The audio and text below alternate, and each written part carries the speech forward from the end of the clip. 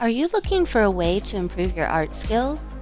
In this video, I will show you how you can implement the grid method into your art process to help improve your accuracy and speed when drawing. My name is Darth Kimmy, and I've been painting digitally since 2019. When it comes to my personal goals as an artist, I find satisfaction in improving my speed and accuracy. I paint in a variety of styles, but tend to gravitate toward realism and bold colors. Today, I want to show you how I improved drawing portraits in the last few years with the help of my favorite technique, the grid method. Hello, darkness, my old friend. Do you avoid drawing certain elements because you think they're too hard? When drawing a portrait of your favorite TV star, you struggle with the likeness? Is there some feature that's off, but you've spent hours trying to fix it? You just can't figure it out? A lot of artists become discouraged because they often compare themselves against others that may be improving faster than them. Let me tell you this, skill is often mistaken for talent.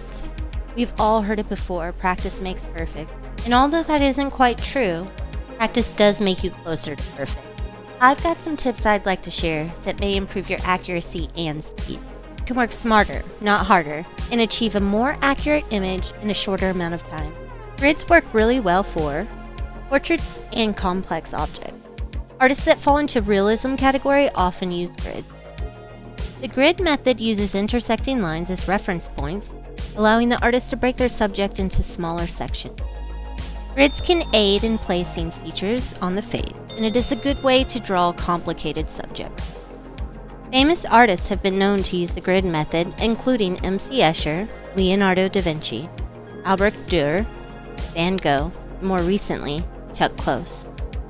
Leonardo da Vinci would use a frame with multiple strings or wires placed perpendicular to one another. The effect would create a grid the artist could use to see his subject through.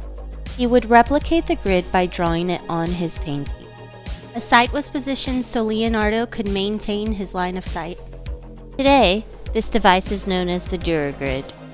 Vincent van Gogh also made use of a perspective frame, believing it had value because earlier masters employed it. In one of his letters, Van Gogh illustrates himself using the perspective frame. Chuck Close, an artist of the 20th and 21st centuries, made use of grids in his work as well. Everything I make is from photographs, and everything for 30 years has been built incrementally. A work like the one behind me appears to be seamless, but in fact it's built out of individual units that break down the photograph into small bite-sized pieces that allow me to concentrate on one piece until I slowly build the whole. Now, I will show you how I use grids in my workflow using Procreate.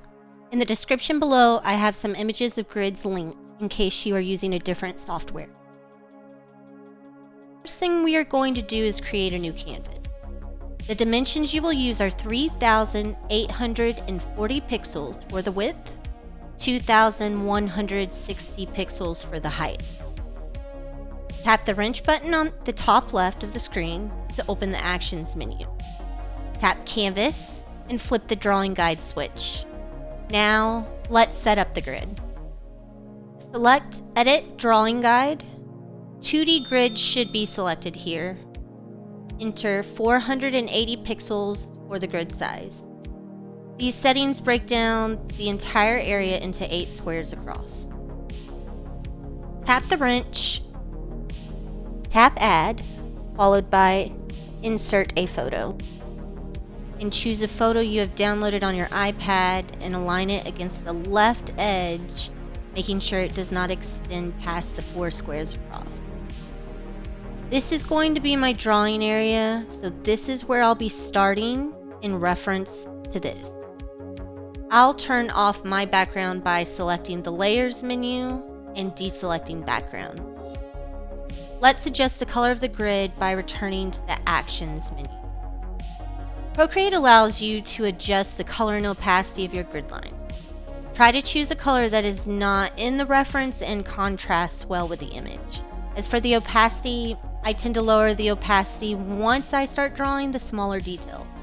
Sometimes the combined thickness and opacity of the line can block you from seeing important parts of the reference.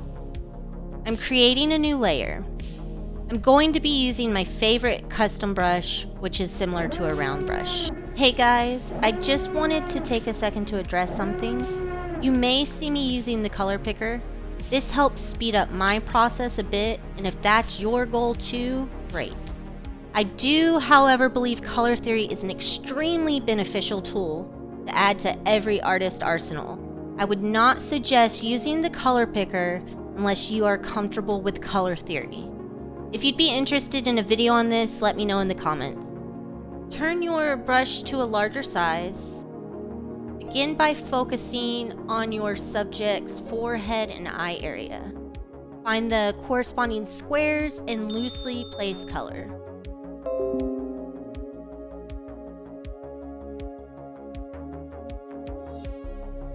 You're ready to move on to the next grid when you've loosely placed all the color you see in the reference. Tap the wrench, Canvas, Edit Drawing Guide. Let's cut the number in half now to 240 pixels. My grid is smaller now. I'm going to decrease the size of my brush too.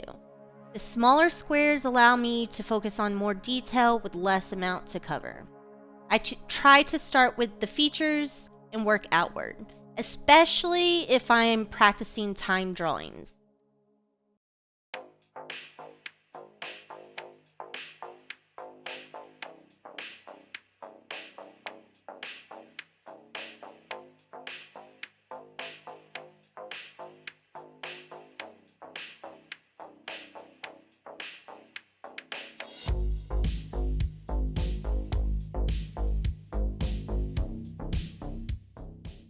Go back to the Actions menu and edit your drawing guide size to 120 pixels.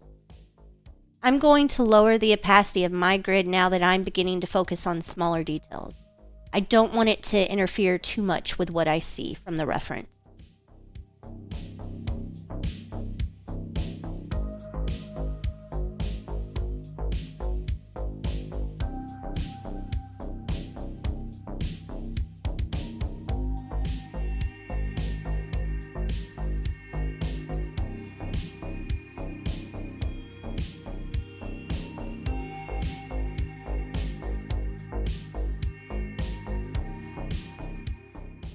Let's go to the Actions menu and lower our grid size to 60 pixels.